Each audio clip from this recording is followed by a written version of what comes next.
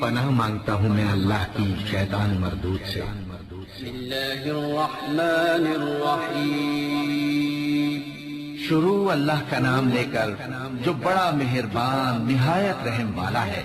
بسم اللہ الرحمن اللہ وبرکاتہ۔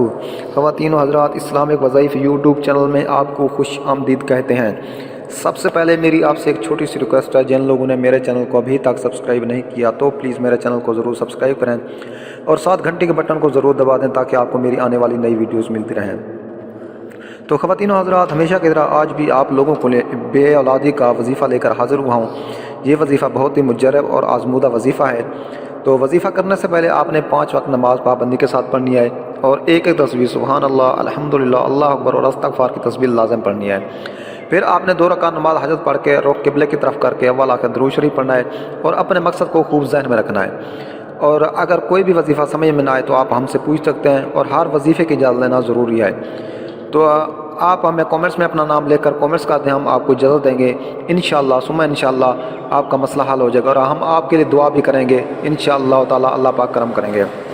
تو خواتین و حضرات، آج جو میں آپ کو وظیفہ بتانے جا رہا ہوں یہ اولاد کے لیے بہت مجرب آزمودہ وظیفہ ہے۔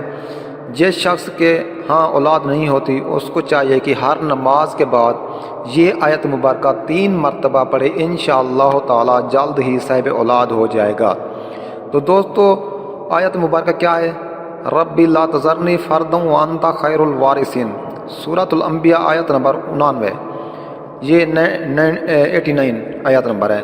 تو دوبارہ سن لیں، ربی لا تذرنی فردا وانت خیر الوارثین، یہ آیت مبارکہ آپ نے ہر نماز کے بعد 3 مرتبہ پڑھنی ہے اور اللہ تعالیٰ کے حضور آج ان کے سارے کے ساتھ دعا کرنی ہے۔